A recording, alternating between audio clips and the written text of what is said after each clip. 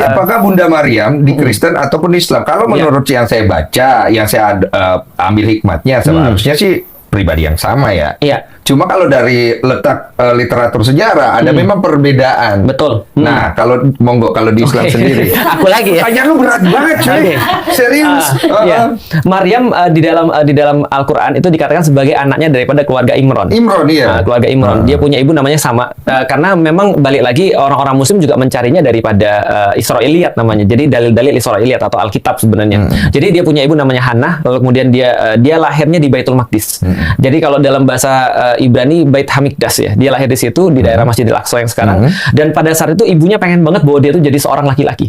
Karena yang boleh melayani Bait Allah pada saat itu adalah laki-laki. Iya. Tapi ternyata pas lahir perempuan. Wanita. Nah, wanita. Maka kemudian ibunya kayak, ya aku udah niatin untuk laki-laki, untuk kemudian di Bait Hamikdas gitu kan ya. Tapi ternyata yang lahir adalah perempuan. Wanita. Tapi karena punya ordal, punya orang dalam. Karena entah ada dua pendapat, ada yang bilang sepupu, ada yang bilang ponakan. Jadi ada yang bilang sepupu, ada yang ponakan dengan Elizabeth. Dan Elizabeth ini adalah istri daripada Zakaria. Nah, Zakaria ini adalah pelayan Baitul Maqdis.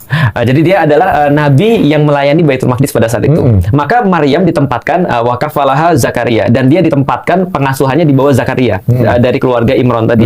Nah, dan dia akhirnya menjadi ukti-ukti masjid. Iya, itu yang disampaikan ya. Ukti-ukti masjid. Dalam bahasa di Islam. Dalam bahasa di Islam, yaitu adalah di Bait Hamikdas itu. Nah, suatu waktu Zakaria ini bingung nih. Kenapa? Karena dia udah tua, renta, bungkuk, istrinya sudah menopause, istrinya sudah tua, renta banget, dan nggak mungkin punya anak. Sementara nggak ada yang lanjutin dia jadi nabi. Maka dia berdoa pada Allah pada saat itu, minta untuk punya anak, tapi nggak dapat.